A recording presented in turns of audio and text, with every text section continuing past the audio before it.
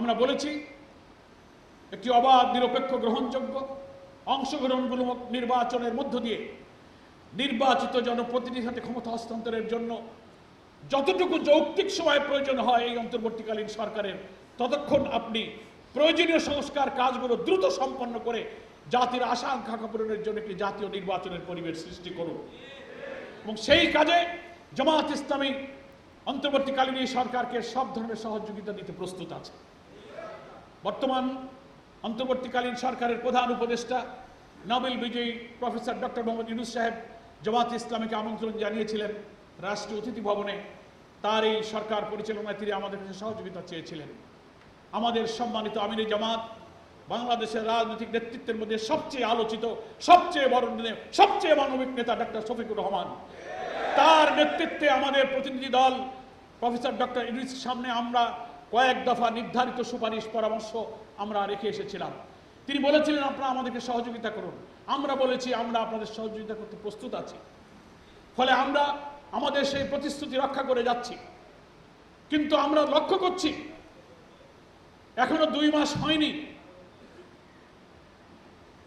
একটা অরাজনৈতিক সরকার ক্ষমতায় এসে নতুন রাষ্ট্র বিনির্মাণের প্রচেষ্টা যখন চালিয়ে যাচ্ছে, শুরু থেকেই এই ছাত্র জনতার বিপ্লবকে ধূলিসাৎ করার জন্য একটি পাল্টা প্রতি বিপ্লবের চেষ্টা করা হয়েছিল। বাংলাদেশের দেশপ্রেমিক সেনাবাহিনী, ছাত্র জনতা সেই প্রতি বিপ্লবীদেরকে তারা ব্যর্থ করে দিয়েছে। তারা জুডিশিয়াল কু করার চেষ্টা করেছিল। দলবাজ প্রধান বিচারপতির নেতৃত্বে শপথবদ্ধ রাজনীতিবিদ বলে পরিচিত হওয়া সেই রাজনৈতিক দলবাজ বিচারপতিরা হাইকোর্টে আপিল ডিভিশনের জাস্টিসরা তারা ষড়যন্ত্র করে গোপনে একটা ফুল কোর্ট মিটিং করে তারা রেজুলেশন করতেছিল যে এই অন্তর্বর্তীকালীন সরকার অবৈধ, তাদের এই সরকারকে বাতিল করে দেবে। এই খবর জানার পর আমাদের দামাল তরুণ ছাত্র সমাজ সেই দিন 9টার আগে সমস্ত হাইকোর্ট তারা ঘেরাও করেছে এবং এই দলবাজ বিচারপতিদের পদত্যাগ দাবি করে, পদত্যাগ না করা পর্যন্ত হাইকোর্ট ত্যাগ করবে না এই কথা দিয়ে তখন তারা আন্দোলন করলো। তখন এই প্রধান বিচারপতি সহ আওয়ামী ফ্যাসিবাদের এইসব প্রেতাত্মারা পদত্যাগ করে সরে যেতে বাধ্য হয়েছে। ফলে আমাদের এই বিপ্লবী ছাত্র সমাজের নেতৃত্বে একটি জুডিশিয়াল কু থেকে বাংলাদেশকে রক্ষা করতে আমাদের ছাত্র সমাজ সফলতার পরিচয় দিয়েছে। আরএফএল ওয়্যার ড্রপ, প্রিয় সব পোশাক যত্নে থাকবে আরএফএল ওয়্যার ড্রপে।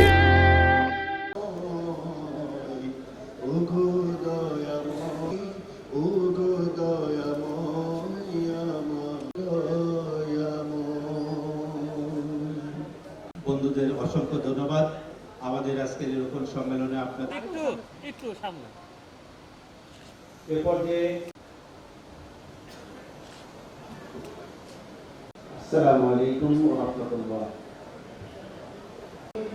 কুরবানি হয় তৈরি থাকির যেন সকল পছন্দ অপছন্দ আল্লাহকে কেন্দ্র করে আমি গড়ে তুলব।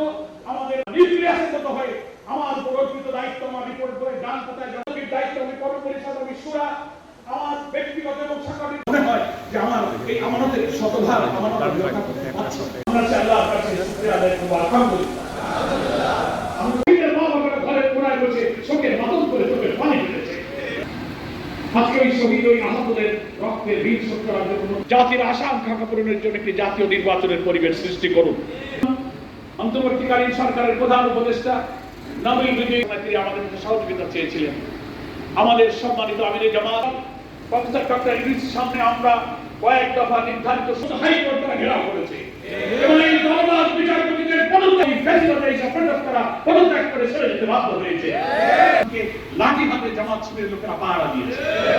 সামনে সবার বাঁচার যখন কিছু পায় না তখন একটু ভাসমান শ্যাওলাকে শাসক ছোট ছোট অরাজকতা, তুচ্ছতা আমরা যখন কমতি না করি, এই নিয়ে আমাদের শুকর আমরা যেন আদায় করতে পারি, তাহলেই আমাদের এবং সাংবাদিক বন্ধুগণ, আমি শুরুতে দেশ ও জাতি